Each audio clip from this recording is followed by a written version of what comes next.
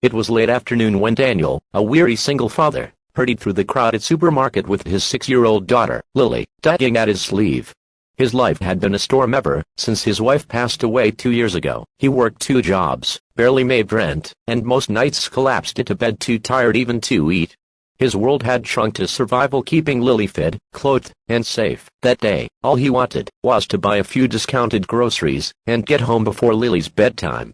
But life has a strange way of placing us exactly where we need to be, even when we think we are too broken to help anyone else. As they turned into an aisle, Daniel noticed a girl no older than 17 standing rigid near the frozen foods section. She wore a school uniform, her hands trembling as she tried to pull her skirt lower, her eyes darting left and right. A couple of boys nearby were laughing, pointing, pulling out their phones, as if preparing to record something cruel. Daniel froze. He recognized that kind of pain.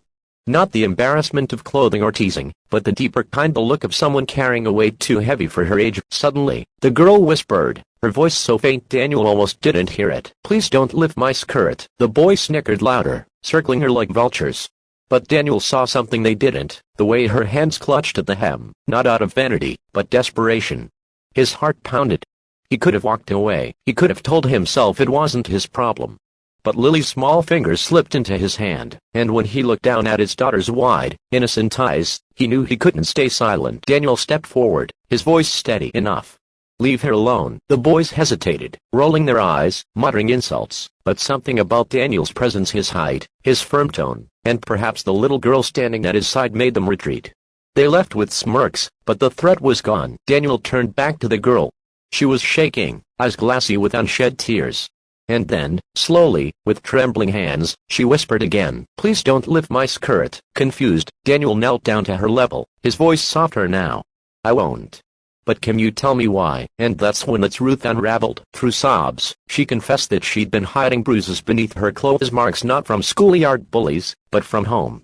Her stepfather had been hurting her, and she wore long skirts, even in the heat, to keep anyone from noticing. Today, when the boys tried to expose her, she feared the world would finally see her secret shame. Daniel's chest ached.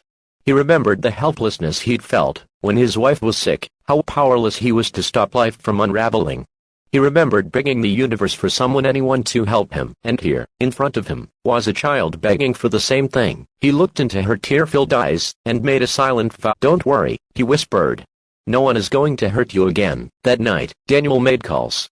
Difficult, complicated calls to child protection services, to the authorities.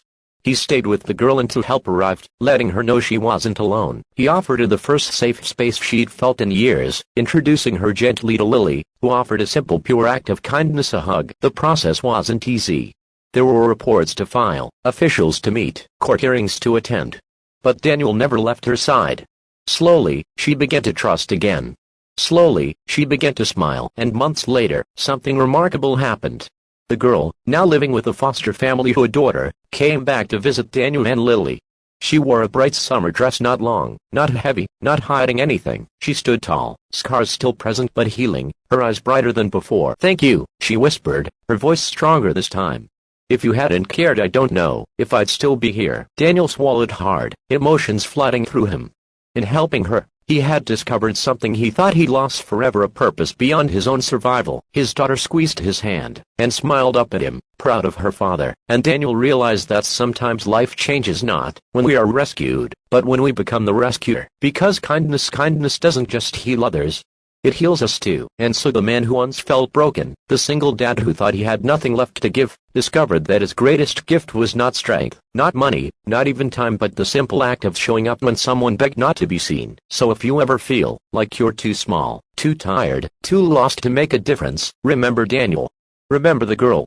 And remember that one act of courage, one moment of kindness, can change a life forever. And if this story touched you, don't forget to subscribe, because somewhere out there, another story of kindness is waiting to be told.